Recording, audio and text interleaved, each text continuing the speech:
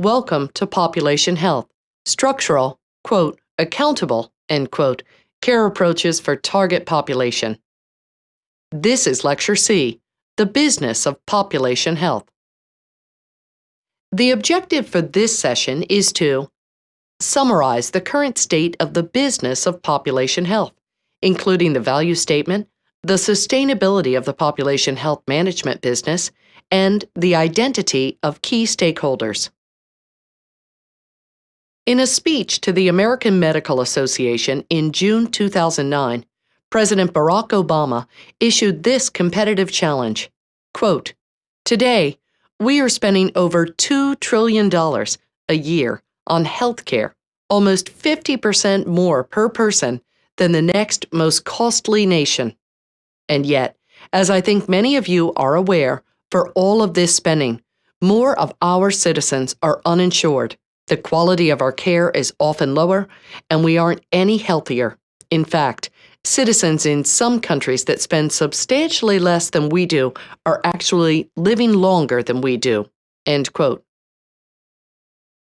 The U.S. spends more on healthcare as a percentage of gross domestic product than any other developed country in the world. In spite of these investments, Americans are obese, and millions suffer from preventable chronic diseases. According to the Institute of Medicine, despite spending far more per person on healthcare than any other nation, the U.S. ranks 17th for men and 16th for women in terms of life expectancy among 17 high-income countries. Population health from the employer's perspective is very complex. Many of the determinants of health are affected both positively and negatively by employers, who contribute substantially to population health by creating jobs and family income, setting employment policies, and influencing health behaviors through worksite cultures and safety practices. And these businesses are the purchasers of healthcare for their employees. Business leaders have tremendous incentives and compelling reasons to build cultures of health in the worksite, and therefore in the community. Employers must develop strategies for workforce and community health if they wish to maximize employees as a competitive asset and remain competitive in the U.S. marketplace and indeed in the global marketplace. To date, most companies have focused on investments that seek to meet healthcare and safety expectations, from providing basic healthcare services to employees to reducing or mitigating the negative health impacts from company operations or product use. The nation's largest companies, however, face increasing pressure to improve health outcomes by promoting wellness and prevention, primary, secondary, and tertiary prevention, not only for their employees, but also for the broader population that is impacted by their corporate actions. Stakeholders reflect a sphere of influence that extends well beyond a company's care employee base. The stakeholders are employees, the government, community organizations, consumers, and investors in a local market. Companies, therefore, are asserting much stronger roles in improving population health through prevention and wellness. Efforts have addressed employees, their customers, suppliers, local communities around the business, and the general public. And here are a few examples. Walmart has committed to providing greater access to affordable and nutritious food in areas composed of lower-income neighborhoods and communities. Kaiser Permanente is partnering with Home Box Office to raise awareness about the obesity epidemic in the U.S.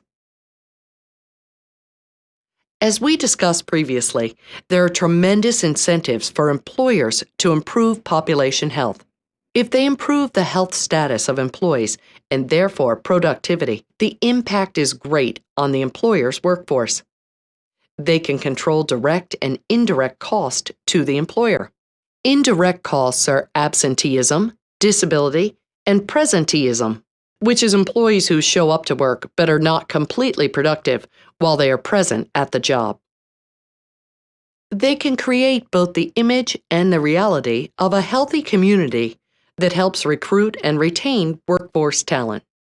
Employers can increase buying power and consumption levels for business products by improving the health of the community.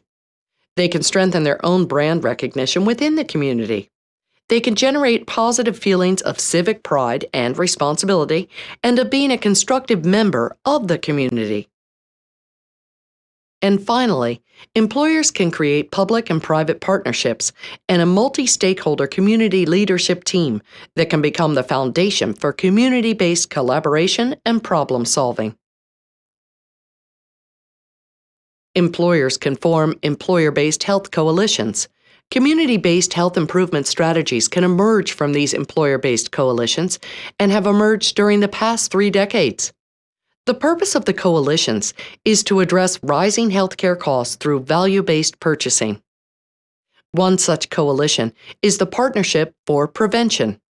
Coalitions collectively represent employers and can provide more leverage on local healthcare delivery systems than any single company might. Coalitions now applying that same philosophy to influence strategies for broader community health improvement have been very successful. A couple examples of coalitions that have been very successful are the National Business Coalition of Health, the NBCH. They have formed partnerships that focus on cardiovascular health, diabetes, asthma, and depression, as well as prevention and wellness.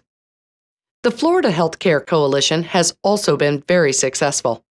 They have partnered with the American Lung Association to bring asthma programs, specifically one asthma program called Open Airways, which is a school-based asthma risk assessment and health education program for children, to local schools.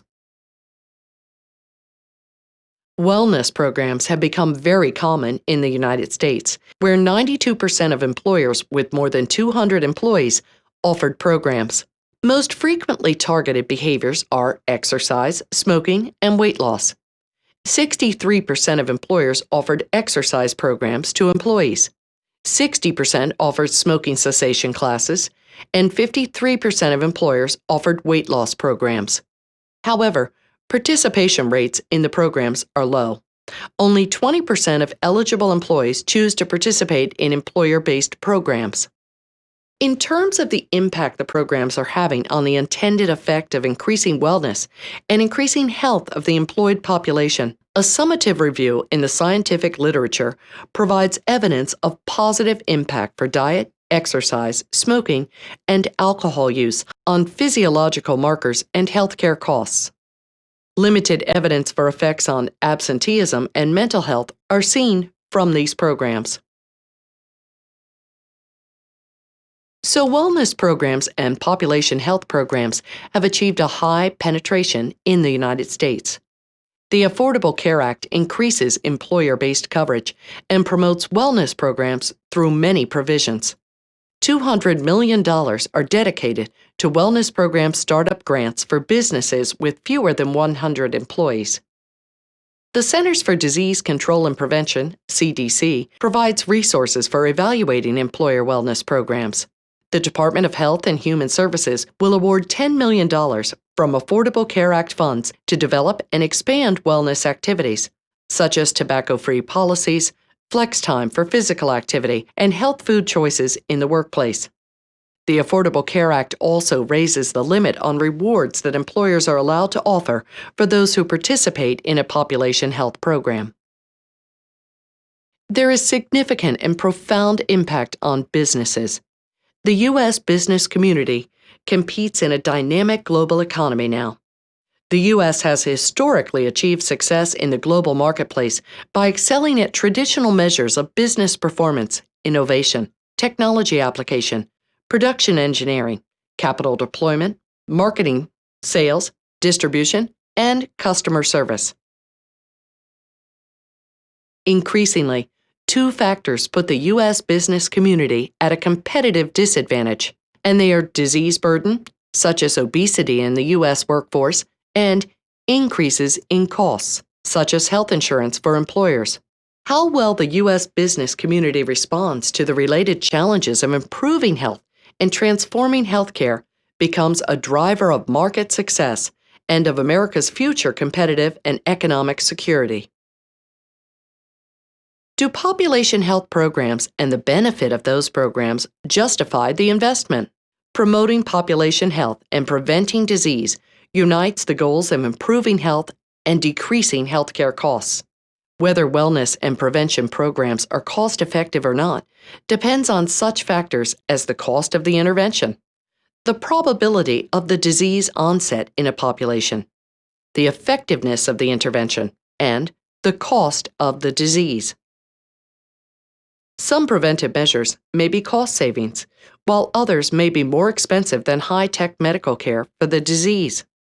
Employers are satisfied with the results of the program, though 50% of employers do not know their program's return on investment, or ROI. The peer-reviewed literature for return on investment is sparse compared to the widespread uptake of wellness and population health programs.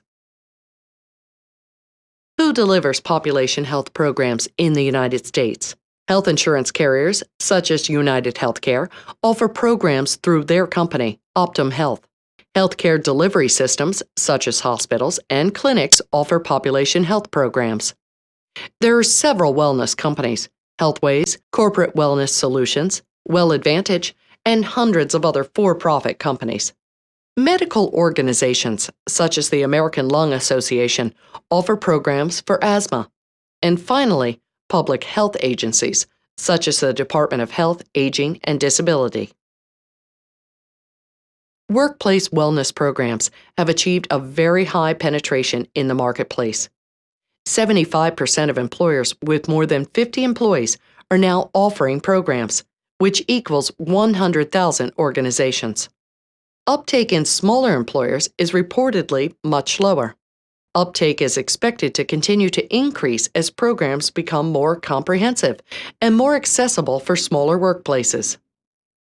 Employers are taking a long-term view on investments and returns. The Affordable Care Act will help sustain the trend of increase in programs, as it is likely to increase employer-based coverage and employers' interest in cost-saving measures.